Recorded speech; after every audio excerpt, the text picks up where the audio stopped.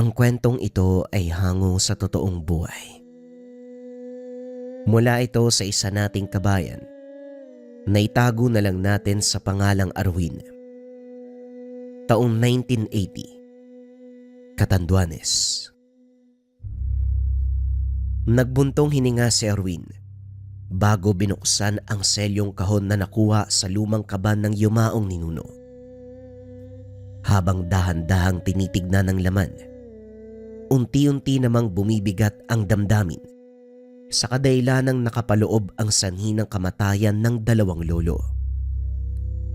Nagmula sa angkan ng mga antingero. Maliban pa dito, meron silang selyo na iniingatan, isang mataas na uri ng selyo. Sa dinami-rami pinagpala silang makuha ang dalawa na ngayon ay iniingatan para sa mga magtatangka. Kaso nga lang, merong kaakibat na panganib ang pagiging tagapagpangalaga nito. Nasaksihan niya ang kamatayan ng sariling lolo, ama ng ina, at ang kapatid nito. Umatake ang hindi maipaliwanag na nilalang na naging sanhi ng karumal-dumal na kamatayan. Bata pa lamang siya sa mga sandaling iyon. Tumatak sa kanya ang pangyayari na nag-udyok upang mapaglinang ang kakayahan para sa pagdating ng tamang panahon. Siya naman ang haharap sa selyo at sa mga nilalang na nagnanais dito. Higit pa sa lahat, ang malaman kung saan nagmula ang halimaw na pumaslang sa lolo at lola. Dinampot ni Arwin ang kapirasong pahina mula sa kahon. 2 selyo lamang ang makikita rito.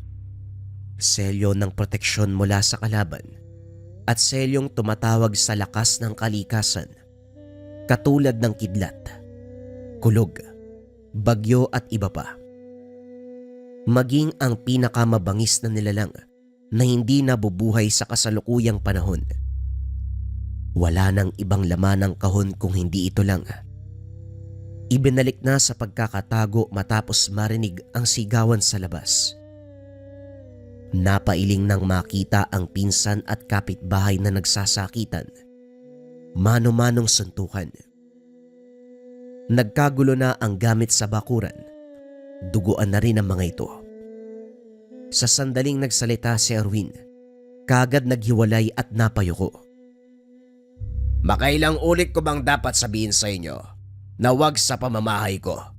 Kung gusto nyo magpatayan, pwede namang wag dito, di ba?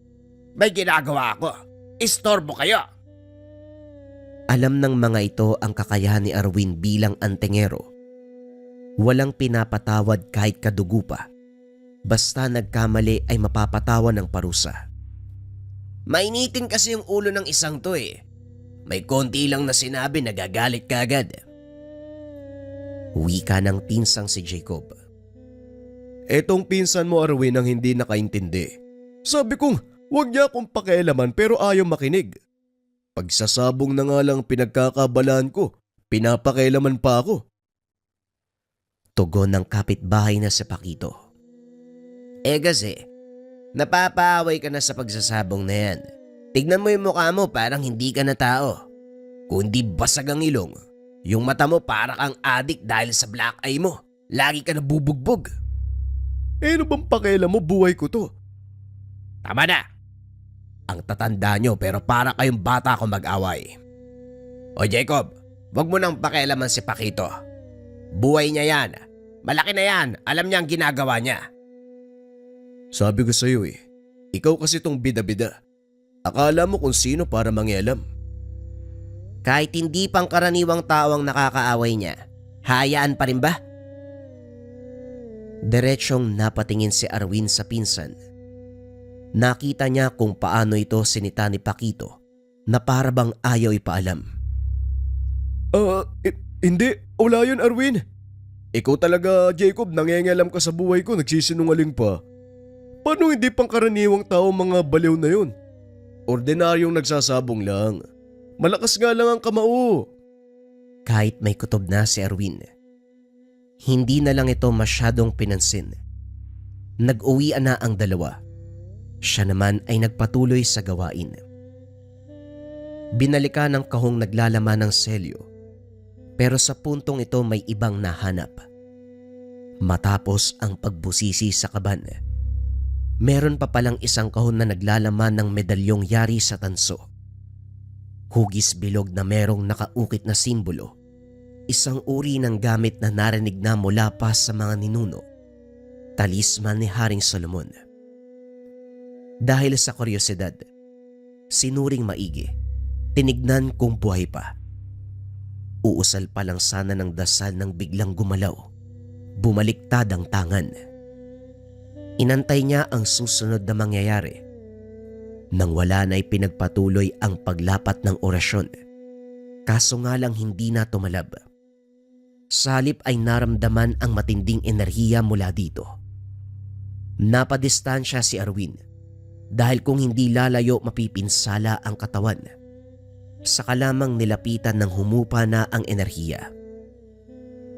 Nagbuntong hininga, tinitigan ng gamit. Pagkatapos ay dali-daling tinago. Paglabas ng tahanan, hindi tinigilan ng makulit na pinsan. Pinsan, baka pwedeng ikaw yung kumausap kay Pakito. Hindi na maganda yung ginagawa niya. Mapapahamak siya lalo kung magpapatuloy sa pagsasabong. Nakita mo naman yung nangyari, di ba? Bugbog sarado yung katawan dahil sa pakikipag-away sa mga bandido. Si Pakito na mismo nagsabi na huwag siyang papakialaman. Hindi natin siya mapipilit kung ayaw niya. Hayaan mo, matututo din ang taong yon. Pero hindi pangkaraniwang tao ang bandidong yun. Nakita ko mismo na nagsasagawa siya ng kung ano eh. Iniihipan niya yung panabong na palaging nananalo. Tapos nakita akong isa sa kasama nila. Siguradong aswang yun eh. Ano, Insan? Wala ka pa rin bang gagawin para tulungan ng kaibigan natin? Hindi lang yun pinagbantaan na nga siya eh. Nilingon ni Arwin ang pinsang si Jacob. Seryosong seryoso ito sa mga sinasabi. Si Pakito sa kabilang banda hindi na lang kapitbahay, malapit na kaibigan ng pamilya. Kaso nga lang, may isang bagay na hindi gustong pakialaman ni Arwin. Ang pagkalulong nito sa sugal. Minsan na silang nag-away dahil dito. Ayaw nang maulit kung kaya't umiiwas. Pinapahirapan mo naman ako eh. Ano pa bang alam mo sa bandidong yon? Kung ganyan sila kasama kagaya ng sinabi mo, sana merong ginawa si Kapitan. Pero wala namang nababalita tungkol sa kanila. Wala din ako naririnig na alitan doon sa sabungan. Baka ikaw lang tong maraming sinasabi.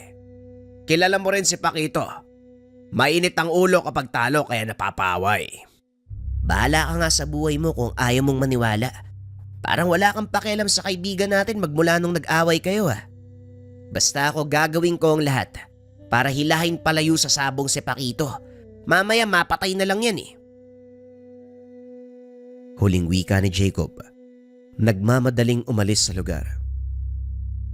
Umiling na lamang si Arwin sabay buntong hininga. Kahit na ganun ang sinagot, may parte sa kanya na gustong alamin ang nagaganap. Lihim na sumuot sa gitna ng kumpulan.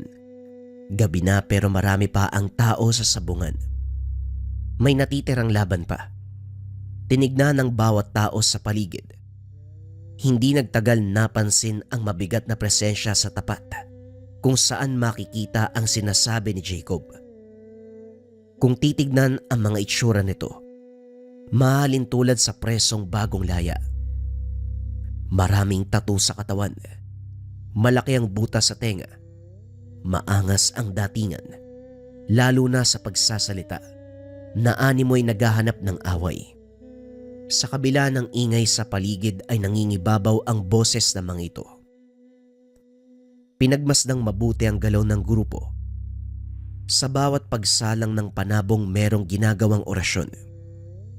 Para kay Arwin, ang manok na panabong ay hindi ordinaryo. Binasag niya ang pananggalang ng mga ito sa pamamagitan ng pagbabato ng tigalpo. Sa mga unang minuto ng salpukan, lumamang ang kanilang manok. Pero habang tumatagal, unti-unting natatalo ang kanilang alaga hanggang sa umandusay matapos tamaan ng tari sa leeg. Nagulat ang mga kalalakian, hindi makapaniwala sa takbo ng kaganapan. Kagad namang nilapatan ni Arwin ang sarili ng sabulag. Nagsimula ng mag-obserba ang grupo sa lugar. Nang walang makita ay dali-dali silang umalis. Tahimik itong sinundan at pinakinggan ang usapan. Lintik na yan. Paano nangyari yun? Wala namang antingero sa lugar. Wala namang marunong kumontra. Dante, pwede ba mamaya ka na magsalita? Nag-iingal yung kasama natin oh. Unahin natin yung kalagayan nito. Iniisip ko lang kung paano nangyari yun. Ano? Basta na lang na kontra yung orasyon. Imposible. Sigurado ako isa sa mga tao doon sa sabungan. May mataas na kaalaman. Hoy, nakikinig ka ba sa akin? Bahala ka sa buhay mo. Mamamatay yung kasama natin, dumadaldal ka pa dyan. Wika ng isang lalaki. Abala sa pagpigil sa pagdurugo ng sugatang kasama. Ito ang nagbalat kayong manok na panabong na sumalang sa laban kanina. Nadali sa tari ng kalaban at ngayon nag-iingalo. Hindi nagtagal, binawian ng buhay. Umalis ang mga ito bitbit ang bangkay ng kasama. Hindi na sinundan dahil palabas na sila ng lugar. Pagbalik ng tahanan, nagsasagutan na naman si Jacob at Paquito. May pinag-uusapan ng dalawa, subalit magkaiba ang paniniwala. Si Mang Greg na mismo nagsabi, handa siyang magbigay ng 1,000 para sa taong makakahanap ng yaman niya. Malaking pera yun, aayawan mo pa. Ay sus, wala ka lang pang sugal. Kaya kung ano-anong gimmick yung pinapasok mo. Paano magkakaroon ng yaman ng matandang yun? Wala naman siyang trabaho. Hindi rin karangyan ng estado sa buhay. Puro nga lang utang ng lambanog eh. Alam mo ikaw, ang dali mong mapaniwala basta usaping pera. Kung ayaw mong sumama ay diwag. Ikaw na nga tong tutulungan magkapera, ayaw mo pa. Bago pa tuluyang makaalis si Paquito, kinausap na siya ni Arwin. Hindi man maayos ang relasyon ng dalawa. Nagkasundo naman sa pagkakataong ito, lalo na't pareho ng interes pagdating sa paghahanap ng tagong yaman. Pinunta nila si Mang Greg, humingi ng detalyadong impormasyon. Nangako ito na magbibigay ng malaking halaga kapag nakuha ang yaman. Pero hindi ito mahalaga para kay Arwin. Lingid sa kaalaman ng lahat, meron siyang sariling plano. Hindi ko alam kung maniniwala kayo sa sasabihin ko. Nung nabubuhay pa ang ama ko, usap-usapan sa mga China Chohin na tinangay nito ang yaman ng angkan at tinago sa mansyon. Ang kaso, walang nakakaalam kung saan banda nakalagay. Iba kasi ang ugali ng ama ko eh. Hindi makasundo ang kahit sino. Sumalangit tawa ang kanyang kaluluwa. Handa naman kayo magpunta ng pulo at galugarin ng mansyon. 3 kayo, kaya posibleng mapabilis ang paghahanap. Wala po problema yun lang pala eh. Basta sigurado na pag-usapan nating halaga. Matapos ng tahanan ay naghanda na ang dalawa. Bumalik sa tahanan si Arwin para kumuha ng gamit. Binalot ng tela ang paboritong balaraw. Nagtungo sa altar, kung saan naroon ang libretang naglalaman ng buhay na salita. Kaso nga lang, ibang bagay ang sumagi sa isipan. Nagtungo sa tagong silid. Muling binuksan ng kaban. Kinuha ang selyo at talisman. Nakarating sa pulo gamit ang bangkang pagmamay-ari ni Mang Greg. Madaling araw nang dumaong. Gabi na nang nagsimulang maglayag.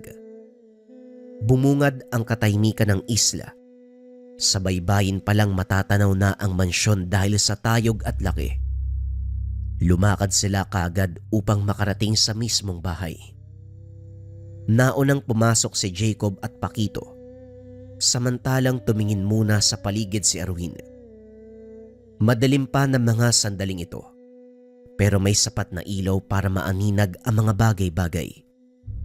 Isa na rito ang anino ng taong sumilip sa likuran ng puno na kaagad ding nawala. Kakaiba ang pakiramdam kung kaya't sinundan. Habang humahakbang ay siya namang unti-unting pag-alingasaw ng nakakasulasok na amoy na sinundan ng pagtunog ng nakakakilabot na ingay. Nakikita niya ang tao, hindi nga lang gaanong mamukaan dahil sa kadilimang bumabalot. Binilisan ng paglalakad pero nahinto ng makaapak ng kumunoy. Naalerto dahil unti-unting lumulubog. Dali-daling kinapa sa bulsa ang kapirasong pahina at sinimulang usalin ang orasyon ng selyo. Hindi nagtagal. Unti-unti siyang umaangat na para bang merong humihila sa kanya. Nakawala si Arwin pero hindi na mahagilap ang sinundang tao. Nang marinig ang boses ni Jacob at Paquito, bumalik na siya sa mansyon. Oh, anong nangyari sa'yo? Bakit sobrang dumi mo? Baho mo pa. Sigurado ako may nakita kang tao. Hindi mo man narinig yung sinabi sa atin? Maraming kababalagan dito. Ang unang bubungad sa'yo yung anino. Magpapakita tapos kapag sinundan mo malalaglag ka sa kumunoy. Pero anong ginawa mo? Mahirap makawala dun ah. Mabuti hindi ka nilamon ng lupa. Hindi na mahalaga yon. Anong nakita niyo sa loob? May nahanap ba kayo? Wala pa. Pero parang mahihirapan tayo maghanap, masyadong malaki ang lugar. 3 palapag tapos meron pa sa ilalim. Saan tayo mauuna? Merong minarkahan si Mang Greg dito sa mapa. Malamang dyan tinatago madalas yung mga kayamanan. May mga dala akong gamit dito kung kakailanganin nating magbungkal. May mga flashlight din. Tag-iisa tayo. Tara, pumasok na nung masimulan. Dumiretso sa pinakailalim ang tatlo. Kanya-kanya sa pagtingin sa paligid. Habang abala sa paghalongkat sina Jacob at Paquito, iba ang ginawa ni Arwin. Pinagana ang talisman. Sinubukang hanapin ang kayamanan sa bisa nito. Subalit walang nangyari. Dismayadong ibinalik sa bulsa dahil kung tutuusin hindi pa naaaral ang gamit. Sinubukan lamang sa pag-aakalang mapapagana kagad kagaya ng ibang hawak na tangan. Hindi aswang o nilalang ang hinahanap natin para gamitan mo ng orasyon o kung anong gamit mo. Insa naman, parang ngayon lang pinanganak. Doon ka sa kwartong yun o, tignan mo. Tignan mo kung anong laman. Dito muna ako. Naroon si Paquito sa kabila eh. Nilapitan ni Arwin ang kwartong sinasabi ng pinsan. Hindi kagad nabuksan. Ginamitan pa ng puwersa. Inilawan ng dalang flashlight ang loob. Sa unang tingin, puro nakatambak na antigo at sira-sirang kagamitan. Pero dahil sa kakayahan ni Arwin, nagilap ang nagtatagong nilalang. Sa sobrang bilis ng galaw ay hindi nakailag. Tumilapon si Arwin. Gulat naman na napalingon si Jacob at Paquito. Hindi na rin nakakilos nang makita ang nilalang. May hahalin tulad sa katawan ng tao pero sobrang payat. Mahaba ang bias at braso. Halos bungo na lamang ang muka. Nanlilisik ang mga mata. Diretso sa pag-atake. Ibinalibag si Jacob at Paquito. Pagkatapos ay muling sumugod kay Arwin. Umangil ng napakalakas. Batay sa itsura nito ay gustong patayin ang antinghero. Sa kabilang banda, aminado si Arwin na nahirapang gumante ng atake dahil sa bilis ng galaw. Matyaga siyang nag-intay ng pagkakataon hanggang sa makakuha ng buwelo. Sa puntong ito, itinarak ang balaraw sa mismong ulo ng nilalang. Sa kabila ng paghiyaw, nagtataka siya dahil kakaibang enerhiya ang nananalaytay sa katawan. Bagay na ngayon palang naranasan. Napansin na lang din ang pagbulagta ng halimaw. Insan, ayos ka lang ba? Ikaw yung pinuntirya ng nilalang ha? Natural ang tingero yung pinsan mo. Kaya siya ang unang papatay ng nilalang. Manahimik ka nga dyan. Hambalusing kita eh. Tama na. Sinugod na nga tayo. nag-aaway pa kayong dalawa. Maging alerto kayo. Hindi natin alam kung ano pang meron dito sa lugar. Nagpunta sa unang palapag. Naging maingat sa bawat kilos. Si Arwin sa kabilang banda napatitig sa tangang talisman. Alam niya ang bisa ng selyo dahil minsan na itong nabuksan. Pero ang talisman, ito pa lang ang unang pagkakataon. Wala ring nabanggit ang mga ninuno kung paanong gumana ang gamit. Napahugot na lamang ng hininga at saka ibinalik ang atensyon sa pagtulong sa mga kasama. Nilibot nila ang buong mansyon. Bawat sulok ay nahalungkat. Bawat palapag ay nasuri. Maging ang dingding, sahig, bubong, lahat-lahat pero walang nakita. Hindi kaya niloloko tayo ni Mang Greg? Wala namang kayamanan dito eh. Purong pulit na damit lang yung meron. Eto na nga ba yung sinasabi ko eh. Ikaw kasi ang bilis mong maniwala. Makarinig lang ng pera, susunggab na kaagad. Kita mo na ni Sente mo wala yung matandang yun eh. Nadamay tuloy kami ni Pinsan. Teka, bakit ako lang yung sinisisi mo? Si Arwin na nagsabi, patusin natin yung alok ni Mang Greg. Kausapin mo nga din yung pinsan mo, parang may ibang mundo eh. Napatingin ang dalawa kay Arwin. Pumwesto sa dulo sabay usal ng dasal. Lumipas ang ilang sandali. Naglabasan mula sa kung saan ang mga bangkay. Nanuot ang matinding amoy. Lahat ng ito ay pumunta sa palapag na kanilang kinalalagyan. Insan, binuhay mo yung mga yan. Baliw ka ba? Ang dami nila. Lalong pinagtibay ni Arwin ang depensa. Kanina pa napapansin ang presensya ng mga ito. Nang lumakas ay kagad nagsagawa ng orasyon. Sa puntong ito, hindi lang ang natutunang dasal ang ginamit, kundi ang bisa ng talisman. Hindi makalapit ang mga nilalang dahil sa pananggalang. Nanatiling nakadistansya ilang metro mula sa kanila. Mga amaranig, marunong kayo makipaglaban, hindi ba? Kung gusto nyong mabuhay, kailangang kumilos tayong lahat. Habang naghahanda sa posibleng pagsugod, napansin ni Arwin si Mang Greg sa may hagdanan. Nakangisi ito habang nakatitig sa kanya. Dahan-dahang lumapit, ni hindi man lang natakot sa nakapalibot na nilalang. Talagang nasa dugo nyo ang pagiging mangmang. Katulad ng lolo nyo, naisahan ko rin. Dito sa lugar na ito binawian ng buhay ang mga yon. Ito rin ang magiging hantungan nyo. Anong ibig mong sabihin, Mang Greg? Walang kayamanan dito? Niloloko mo kami? Sandali, bakit hindi kayo naatake ng mga limaw na yan? Kasabot ka no? Totoo nga ang usap-usapan, may lahi kang demonyo. Muling nagkarga ng orasyon si Erwin. Dito na lumabas ang tunay na itsura ng matanda. Akala mo ba hindi ko alam ang lihim mong plano, Arwin? Gusto mong alamin ko anong dahilan ng kamatayan ng mga ninuno mo? Kung saan nagmula ang nilalang na tumapos sa kanila nung araw. Maging ang tinatago niyong mga gamit ay gusto mong subukan. Sino ka ba talaga? Paano mong nalaman ang lahat ng ito? Ngumiti lamang ang matanda. Nagbigay ng hudyat sa mga nilalang.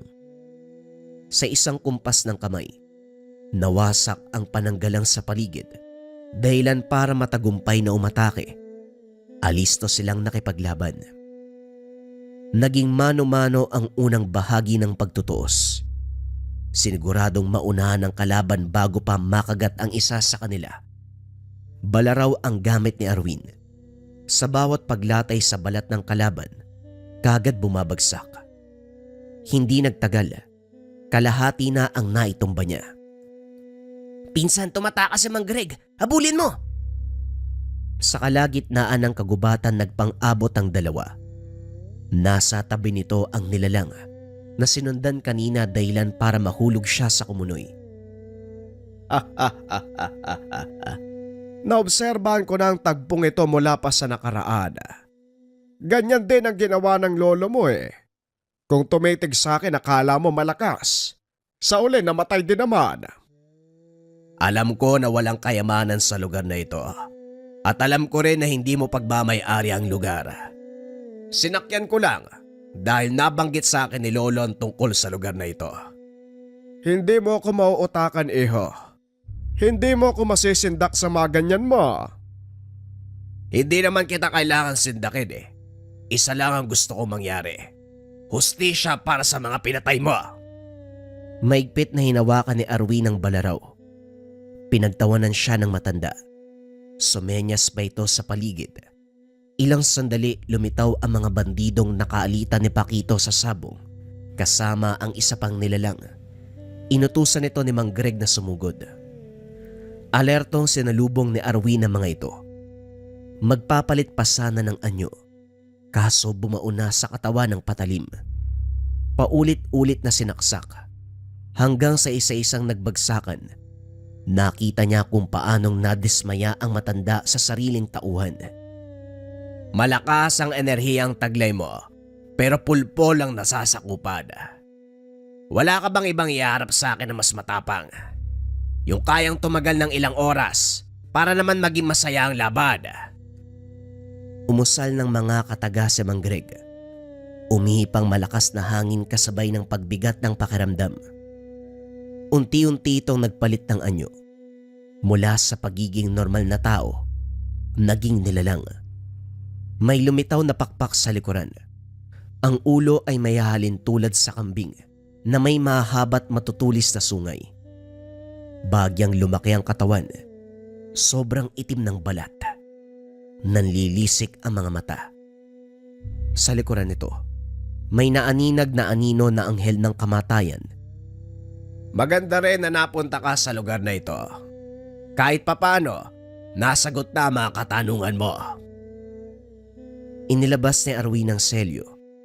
Ginamit ang unang simbolo para sa pananggalang at proteksyon.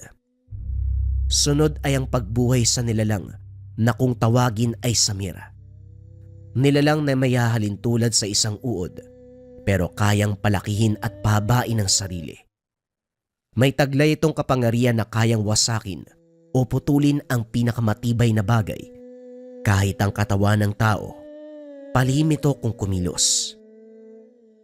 Nang matapos ang orasyon, binalingan ng pansin ni Arwin si Mang Greg na hindi makapaniwala sa kaharap na nilalang. Ang Samir ni Haling Solomon.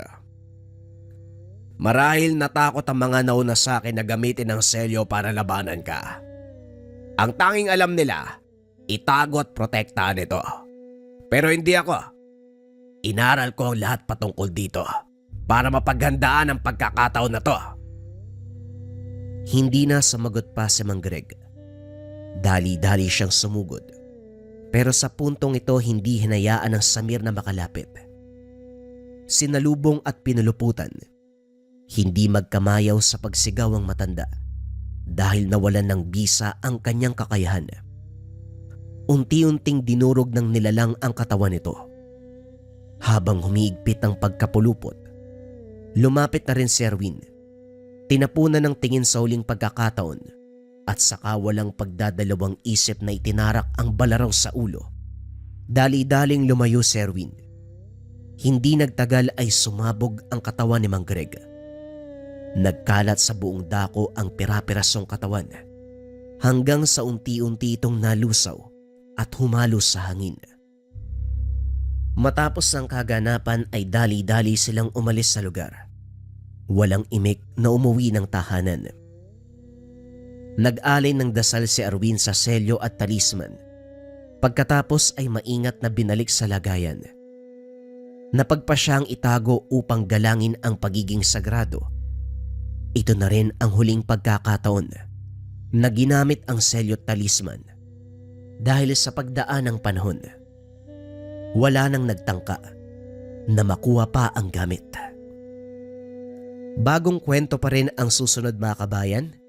Ito ay tungkol sa singsing ni Haring Solomon. Simulan na ang storya. Ang kwentong ito ay hango sa totoong buhay. Mula ito sa isa nating kabayan na itago na lang natin sa pangalang Jaime.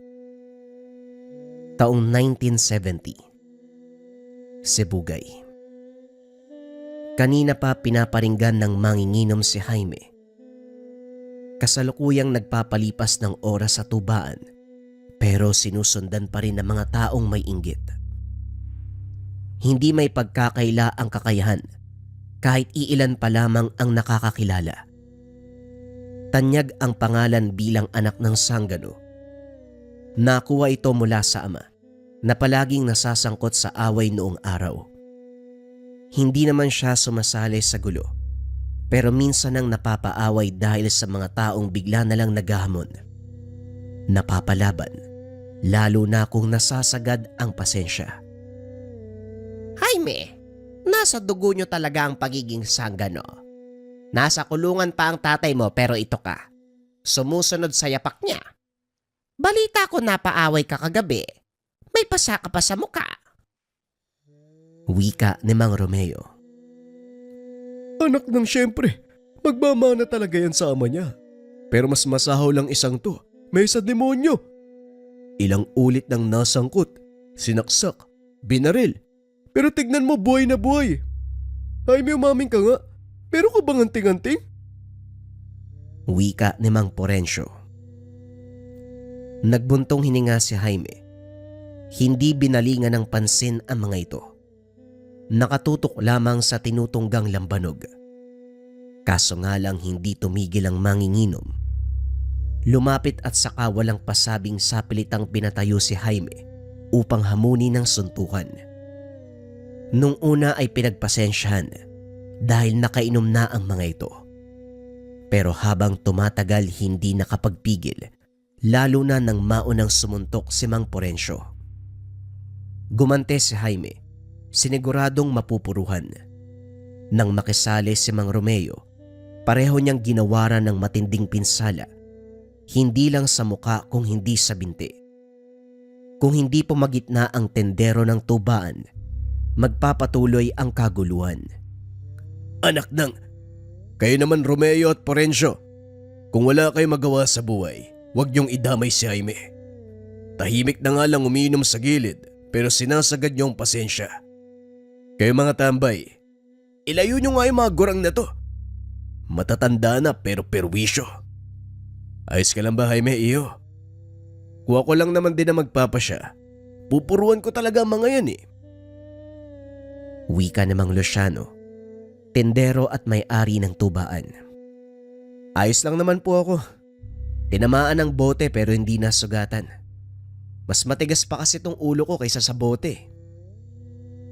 Tugon ni Jaime. Nais palitan ng matinding tensyon sa pagitan. Naiintindihan kita. Pasensyoso kang tao pero sinasagad lang talaga nila.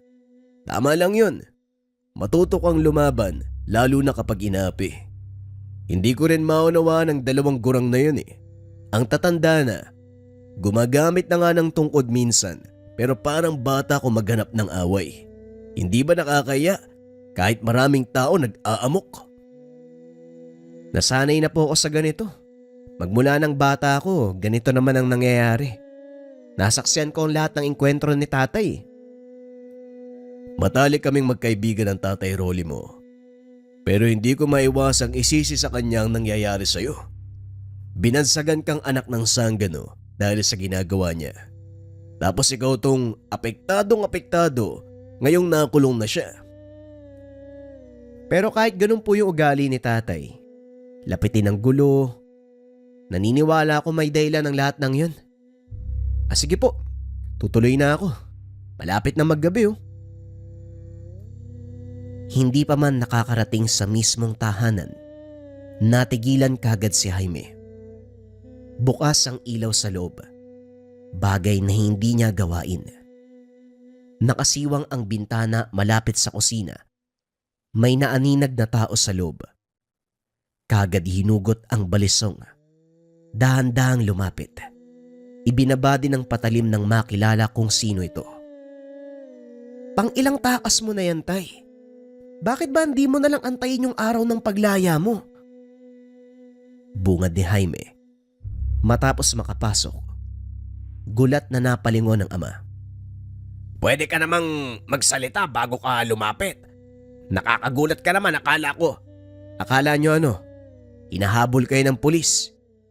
Sa ginagawa nyong yan tay, mas lalo kayong mapapahamak. Madadagdagan pa yung taon nyo sa kulungan eh.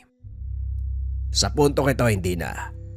Makakalimutan ng mga pulis na isa akong bilanggo. Paano mangyayari yun? Dito sa lugar natin, kilala kang sanggano. Marami na kayong kasalanan. Idagdag mo pa yung mga pinatay mong tao. Jaime, wala akong pinatay na tao. Demonyo sila, mga kampo ng kadiliman. Hindi bagay na matawag na tao dahil halangang kaluluwa ng mga yon. Oo na, sige na tay, pero ano yung sinasabi nyo? Hindi kayo makikilala ng mga pulis. Ano po ba yung ginawa nyo? Nagbanta ba kayo? Dali-daling sinara ng ama ang bintana. Pagkatapos ay dinala siya sa kwarto. Inilabas ang isang singsing na yari sa ginto. Yung kakosa ko matanda, nag-iingalo siya nung nakaraang araw. Bago mamatay binigay sa akin tong singsing eh. Ang sabi niya singsing ni Haring Solomon. Dagdag pa niya, may taglay itong kapangyarihan at totoo nga, sinuot ko eh. Kalmadong lumabas sa pita nung may pagkakataon. Dinaanan ko mismo yung mga pulis pero hindi nila ako nakilala. Jaime, may kapangyarihan ang singsing na ito. Subukan mo. Si tatay naman baka sumingot ka ng pinagbabawal na gamot dun ha. Kaya ka nakakaisip ng kwento tungkol sa singsing na yan. Hoy, wag kang ganyan. Totoo nga hindi ordinaryong tao si Mang Diego. May nararamdaman akong kakaiba sa kanya. Parang may likas siyang kapangyarihan dahil sa iksi ng pagsasama namin sa kulungan. May napapansin ako eh. Bukod sa palaging sumasambit ng Latin, dasal yata yun eh. May kababalaghan ding ginagawa. Napansin ko nga nung huli siyang lumabas ng piitan. Walang nakapansin. Walang nakaalala sa mga oras na nawala siya. Akala ko nga tumakas pa pero biglang bumalik. Hindi ko lang maintindihan kung bakit sa akin binigay ang singsig. Ikaw kaya ang gumamit nito? Napatitig si Jaime Sama. Ilang sandaling natahimik. Tatay naman, bakit ako? Malay ko kung nung meron sa singsing na yan, mamaya mapahamak pa ako eh. Itapon mo na lang yan. Hindi pa nga natin napapakinabangan, itatapon na, sayang naman. Malay mo, merong kakayahan na makatulong sa iba. Umiling si Jaime. Ilang sandali ay nagtungo sa bakuran para magpahangin. Makalipas ang ilang sandali, naaninag ang mga kalalakihang may dalang sulo. Sa lakas ng boses, nakilala ang mga ito. Anak ni Mang Romeo at Mang Porencio. Naalerto si Jaime dahil bukod sa sulo, merong dalang itak. Jaime, mabuti naman at nagpang-abot tayo. Gusto lang naming maningil, hayop ka. Hindi mo na kinaawaan si Tatay Romeo, pati si Tio Porencio. Anong problema mo? Wika ni Narding, anak ni Mang Romeo. Si tatay na may iniindang sakit pinatulan mo pa. Hindi lang basta pagpatol kasi pinuruan mo talaga. Walang yaka, Jaime. Wika ni Juan, anak ni Mang Porencio. Pumalibot ang mga ito sabay tutok ng patalim sa kanya. Hindi nagtagal isa-isang sumugod. Mabuti na lamang marunong bumuelo kung kaya't kahit papano nakaiwas sa mga atake. Subalit habang tumatagal, humantong din sa puntong tinamaan, napuruhan sa kaliwang balikat. Siguradong patay ka ngayon. Ikaw lang mag-isa tapos marami kami. Siguradong may makakatay na tao ngayon. Anak ka ng sanggano, di ba? Ipakita mo sa amin yung malupit mong galawan. Mga hunghang, gusto nyo ng totoong laban. Ako ang hamunin nyo nang maramdaman ng bawat isa sa inyo kung gaano kalakas ang kabaw ko. Jaime, saluhin mo to! Wika ni Tatay Rolly na umagaw ng eksena. Inihagis sa anak ang singsing. Pagkatapos ay siya ring humarap sa mga kalalakian. Sa kabilang banda, hindi malaman kung ano ang gagawin sa Singsing. Palipat-lipat ang tingin sa ama na nakikipaglaban, pati na rin sa Singsing. Sanay sa pisikalan si Tatay Rolly, pero may pagkakataong natatamaan din ng atake. Nang maipit sa sitwasyon ng ama, wala sa sariling isinuot ang Singsing. Kagad naramdaman ang bisang taglay na nalaytay sa buong katawan ang kakaibang lakas. Ang paningin naman, walang ibang makita kung hindi ama kalaban. Maging ang isipan, wala ring ibang sinabi kung hindi puksain ang mga ito. Nagmarcha palapit kay Juan, sinakal at pagkatapos walang kahirap-hirap na binalibag. Isinunod si Narding, ginawaran ng malakas sa suntok, hinawakan sa ulo sabay hagis. Hinarap na rin ang iba pang kasama, ang iba ay nag-unahan sa pagtakbo, samantalang nagmamakaawa naman ang naiwan. Sinakal ito, tinangka na sanang tagain ng pumigil si Tatay Rolly. Dito napukaw ang atensyon ni Jaime. Sinasabi ko na nga ba, may nakatagong kapangyarihan ng Singsing na yan. Ano, lalaban pa ba kayo? Tanong ni Tatay Rally sa grupo. Natatarantang umiling, nagmamadali na ring umalis. Kagad hinubad ni Jaime ang Singsing. Hindi makapaniwala sa nangyari. Pawisan siyang naupo sa sulok. Naglalaro ang katanungan sa isipan. Dumagdag pa ang biglaang paghilom ng sugat. Nakita mo na anak, maaaring basagolero ko. Pero kailanman hindi ako nagkamali sa pagkilatis ng tao. Si Manong Diego, tunay siyang kakaiba. Walang ordinaryong tao magtatanga ng ganito. Jaime, gamitin mo para malaman natin kung anong iba pang kakayahan na nakatago sa Singsing na ito. Hindi nakasagot si Jaime. Naguguluhan pa sa iwaga ng Singsing. Kinabukasan mas lalong nagtaka dahil walang maalala ang grupo ni Narding at Juan. Maraming pasa ang mga ito pero hindi matandaan kung sino ang may gawa. Maging sina Mang Romeo at Mang Porencio na dati nang nakaalitan, naglaho bigla nang maalala ang tungkol dito. Walang ibang maisip si Jaime kung hindi ang epekto ng Singsing. Hinanap niya ito sa pinagtataguan ng ama. Tinitigan sa loob ng ilang sandali. Singsing ni Haring Solomon. Paano umabot sa panahon ngayon ng ganitong bagay? Sino nga ba yung matandang nakilala ni tatay sa loob ng piitan? Sinabi ko na nga ba pagkakainteresan mo yan anak eh. Pangatawanan mo ang paggamit niyan. Nasaksihan na natin ang epekto nito. Posibleng may kaya pa itong gawin maliban doon. Malay mo, maging susi ang Singsing na yan para mapuksa ang bumabalot na kasamaan sa mundo. Napabuntong hininga si Jaime sa sinabi ng ama. Sa puntong ito, aminado siyang nagka-interes na rin. Sino po ba talaga nagbigay niyan, tay? Bakit ikaw pa yung binigyan? Nagpakilala siya sa pangalang Manong Diego. Isang araw naghingalo siya. Lumapit ako para aluin tapos ibinigay sa akin ang singsing. Sa mismong mga kamay ko binawian siya ng buhay.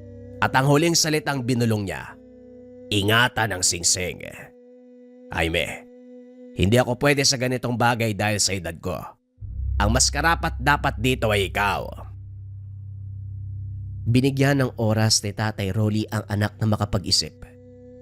Hinayaan niya itong unawain, pagtagpi-tagpiin ang mga pangyayari. Nang makabuo ng pasya, lakas loob na hiniling ang singsing. Walang alinlangan na ipinagkaloob sa kanya. Magmula sa araw na nasa pangalaga ni Jaime ang singsing, pakiramdam niya anumang oras, sasabog ang katawan sa lakas na nagmumula dito. Para bang pumapasok sa kanyang kalooban ang enerhiya. May nagagawa na rin siya na hindi halos mapaniwalaan, katulad na lamang ng pagtalas ng pangdama, paningin at pagbasa ng kilos ng kalaban. Isa rin sa epekto nito ang tuluyang pagkalimot ng mga tao at pulisya sa ginawa ng ama. Kaso nga lang, ang mga nakalaban nitong may lahi ng kaliwa, hindi kailanman nakakalimot. Isang araw dumating si Mang Luciano, aligaga at hindi mapakali. Aniya may taong dumating sa tubaan, hinahanap si Tatay Rolly. Nasaan ang tatay mo? Kailangan niyang umalis ngayon din dahil may naghahanap sa kanya. Ewan ko lang din kay Rolly. Sino kaya ang binangga niyan? Pakiramdam ko hindi pangkaraniwang tao yun. Wala po si tatay dito, kakaalis lang patungo sa bayan. Sino po ba naghahanap sa kanya? Nasaan? Ako po ang haharap. Hindi pwede. Kakasabi ko lang na hindi pangkaraniwan. Paano kung may lahing demonyo? Anong laban mo, ha? Saan banda sa bayan nagpunta ang tatay mo? Pupuntahan ko. Papalisin ko muna para makaiwas sa gulo. Naiintindihan ni Jaime ang pag-aalala ni Mang Luciano. Sinabi nito ang kinaroroonan ng ama. Walang pagdadalawang isip na nagtungo ng bayan ang matanda. Siya naman, lakas loob na nagpunta ng tubaan upang alamin kung sino ang naghahanap kay Tatay Rolly. Pagkarating sa lugar wala nang naabutan, pero hindi nakaligtas sa kanya ang presensya na naiwan sa lugar. Inilapat ang kamay sa lupa. Dito naramdaman ang presensya ng hukluban. Nagtanong kung merong nakakita pero parehong umiling. Tila natatakot na umamin. Hindi na lang din nangulit si Jaime. Pagsapit ng hapon dumating si Tatay Rolly.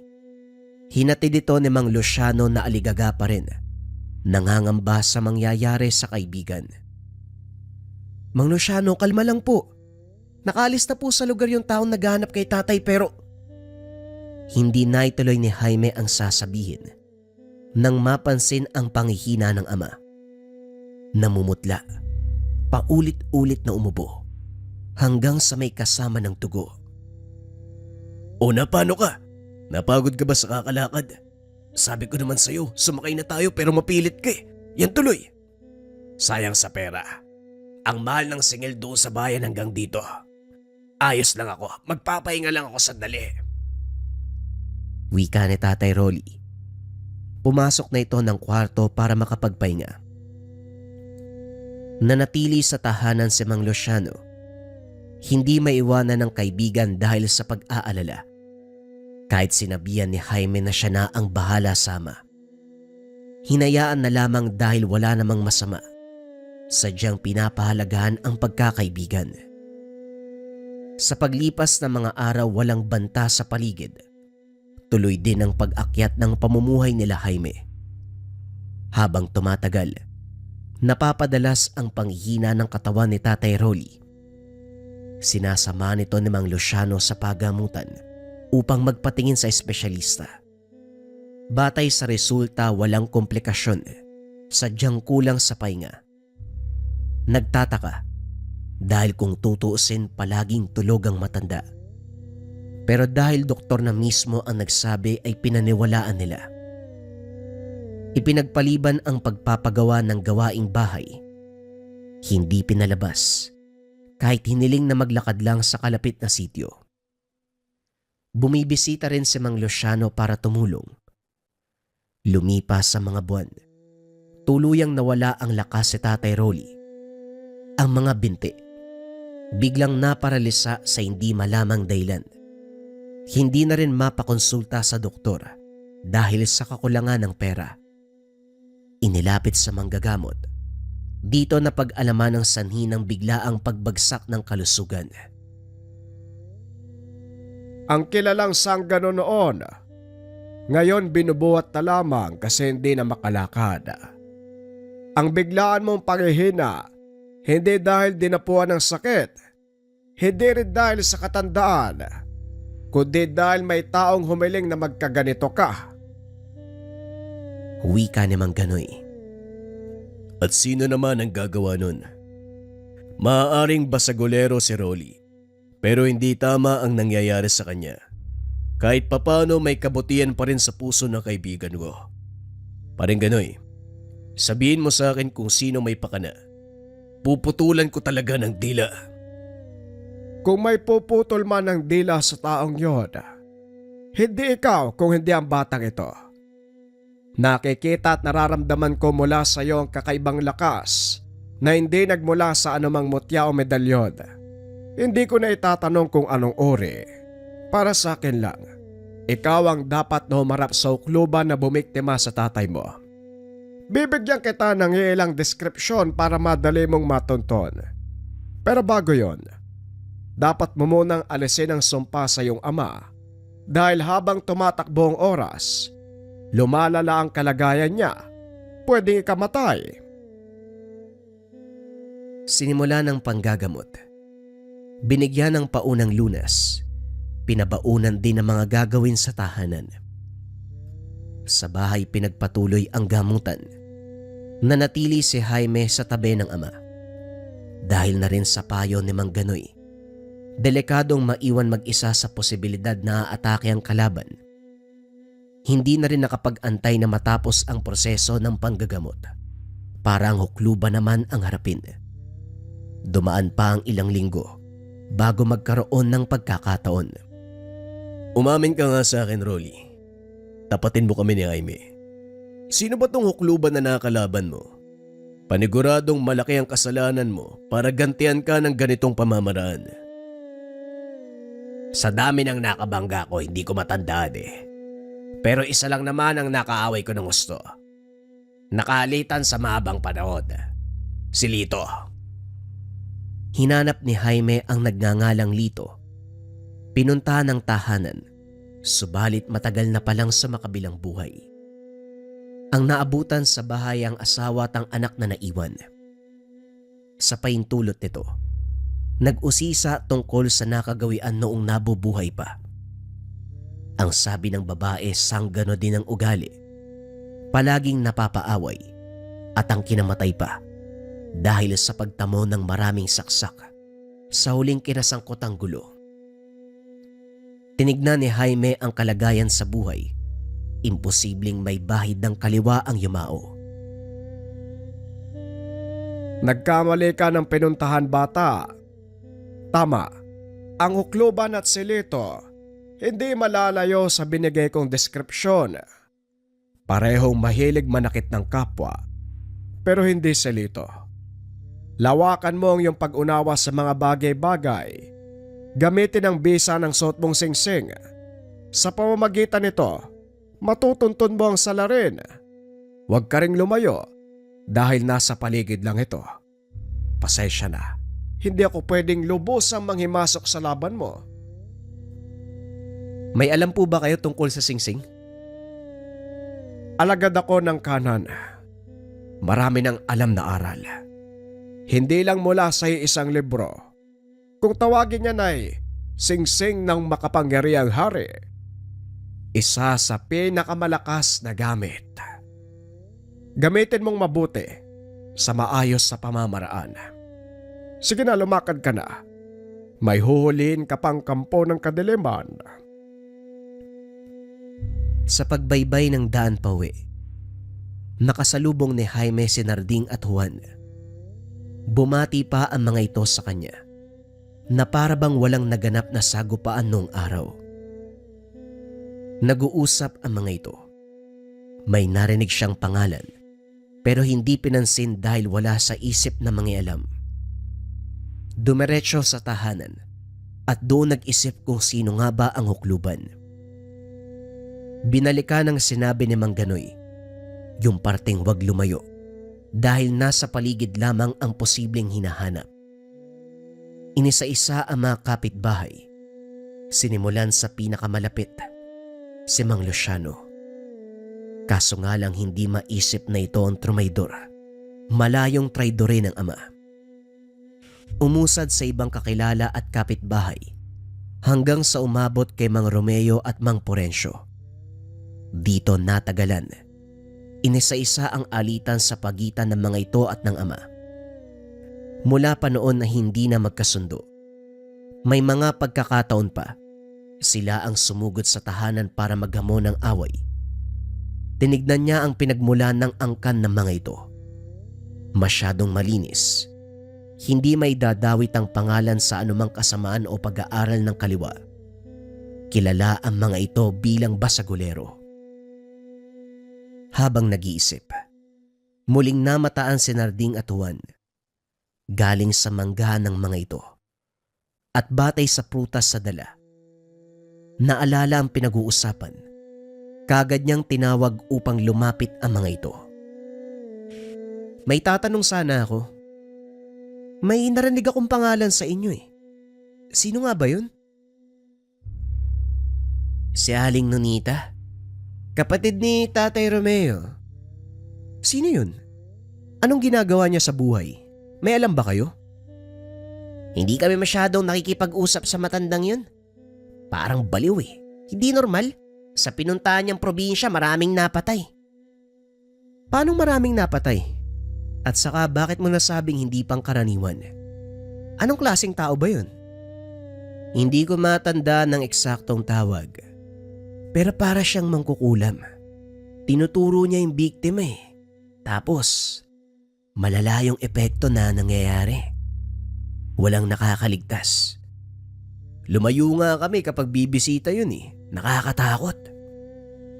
Ganun ba? O sige, maraming salamat ah. Napabuntong hininga si Jaime. Nararamdaman ang pagiging aktibo ng singsing. Sa paywatig na ito, nakilala kung sino ang hukluban na humamak sama. Naalala ang araw kung kailan sinabi ni Mang Luciano na may naghahanap dito. Pinalipas pa ang mga araw. Nangolekta muna ng sapat na impormasyon, lalo na sa pag-alam sa eksaktong lugar na kinalalagyan nito. Tumulong naman si Narding at Juan. Palihim na ginawa upang hindi matunugan ni Mang Romeo at Mang Porencio. Dahil habang tumatagal, unti-unting naaalala ang tungkol kay Tatay Rolly at Jaime. Jaime, sira ulo kang bata ka. Sinubukan pa kaming gamitan ng orasyon para makalimutan ang ginawa ng tatay mo. Bata, pasensya ka na. Pero mas mabilis ang kaibigan namin. Nakontra ka agad. Nasaan ang magaling mong ama? Ilabas mo siya. Mga siraulo, gibayin niyo man ang pamamahay ko. Hindi niyo ako kakayanin. Kaya kung ako sa inyo magsiuwi na kayo. Kapag hindi kayo natansya ni Jaime, siguradong paglalamayan kayo. Huwag kayong papakasigurado. Kamao lang ang malakas sa inyo. Pero hindi niyo kaya ang kasama namin. Sinuwerte ka lang, Lori. Nakatawag kayo ng manggagamot eh. Kung hindi, malamang pinaglalamayan ka na ngayon. Wika ni Mang Porencio. Humagalpak sa tawa ang mga ito. Pero tumigil nang magsalita si Jaime. Kasama, yung hukluban na kapatid mo sa ina, Mang Romeo. Nasaan siya ngayon? Papuntahin mo dito para makapagtus kami. Tignan natin kung kaninong salita ang kakainin nyo. Masyado ko'y mayabang eh. Ang lakas ng loob mo ah. O sige, walang problema. Tinawag si Aling Nonita. Walang pag-aalangang humarap. Taas noo at masyadong kampante. Nasa dugo niyo talaga ang pagiging mayabang. Hambog. Walang kinakatakutan kahit alam na wala namang laban. Ikaw pa lang ang biktima sa akin. Nagsumbong yata ang mga gurang sa'yo. Dumistansya ang dalawang matanda. Kumpiyansang kumpiyansa. Pumwesto ang matandang hukluban sa harapan ni Jaime at Tatay Rolly. Naganda sa pag-atake. Tay, ibalato mo na sa akin ang isang yan. Ikinumpas ng hukluban ang kamay. Itinuro ang direksyon ng kinalalagyan ni Tatay Rolly. Kagad humarang si Jaime para protektahan ang ama. Sinalo ang sumpa. Muling ibinato pabalik sa matanda. Nagulat pa ito at mas lalong hindi makapaniwala nang mismong sa sarili tumalab ang binitawan. Sumikip ang dibdib, kasabay ng unti-unting panghihina. Wala pa akong ginagawa pero parang sumusuko ka na. Tumayo ka muna dyan. Akala ko ba malakas ka? Alam ni Jaime ang nangyayari. Wala siya masyadong ginawa dahil ang bisa ng singsing ang kumilos. Muling tumayo ang hukluban. Sunod-sunod na nagbitaw ng sumpa pero ganun pa rin. Bumabalik sa kanya ang lahat. Hanggang sa dumating ang punto, nangisay na lamang. Makalipas ang ilang sandali, nagmistulang bato sa paninigas. Nanginig sina Mang Romeo at Mang Porencio, hindi makapaniwala sa naging takbo ng pangyayari. Kumaripas ng takbo ang mga ito pero huli na. Naabutan ng bisa ng singsing. Unti-unting nawala sa sariling isipan. Hoy, bumalik kayo rito. May nakalimutan kayong bitbitin. Pagkatapos isabak tong hukluban, iiwan ang bangkay. Ay nako, kami pa yata magliligpit nito Hindi na po kailangan, tay. Tatawagin ko lang si Narding at Juan. Napasa ilalim sila sa kapangyarihan ng singsing. Kaya ako naman ang sasabihin ko, susunod lang ang mga yan. Si Narding at Juan ang nagligpit sa bangkay. Sila rin ang bahalang gumawa ng kwento kung paanong namatay ang matandang hukluban para sa mga taong magtatanong. Matapos ang kaganapan, tuluyang niyakap ni Jaime ang paggamit ng singsing. Lumapit kay Mang Ganoy upang magpagabay sa pag-aaral. Buong atensyon at oras ang binuhos para matutunan ang lahat. Dahil sa dedikasyon sa larangan, tumagal ng ilang taon ang pagsasanay. Naging magkatuwang pa sila sa panggagamot. Lalo na sa pagkakataong may nakakalabang mambabarang, manggagaway, iba't ibang nilalang at engkanto. Sangga naman kung tignan ng pamilya noon. Tuluyan itong nagbago nang yakapin niya ang lakas ng singsing. Kinalimutan ang masasamang salita na binibitawan sa kanila. Kahit ang layunin ni Tatay Rolly at Jaime ay tumulong, ang pinaparusahan lamang ay ang masasamang tao. Iba ang tingin ng tao sa kanila. Kapag dahas ang nakita, negatibo kaagad ang pumapasok sa isipan. Lahat ng ito ay kinalimutan ni Jaime. Pinanindigan ang binigay na tungkulin sa kanya. Ito ay tumulong sa kapwa gamit ang kapangyarihan na ibinigay sa kanya. Nangangailangan ka ba ng pampaswerte at gabay sa career, health, love life, and finance? Narito ang Gabay Medalyon, Gabay Pangkalahatan. Kung papansin nyo mga kabayan, ang simbolismo na nasa loob ng Gabay Medalyon ay mula sa old alphabet ng mga Pilipino na kung tawagin ay baybayin. Ang ibig sabihin yan ay kalasag, kalakasan, kayamanan, at katalinuhan. Yung nasa gitna naman mga kabayan ay inspired sa buskalan tattoo na ang ibig sabihin ay travelers and compass. Pampaswerte at gabay sa career, health, love life, and finance. Meron tong 6 na sangkap sa loob. Gawa to ng 6 na antingero mula sa Negros. Sila'y nagkonsagra, sila'y nagbasbas. Kaya kung nangangailangan ka ng swerte at gabay sa 4 na aspeto ng buhay, pwede mong subukan ng Gabay Medalyon. Kung interesado ka, isearch lang ang shop ng Lika Merchandise or pindutin yung yellow basket na nasa baba.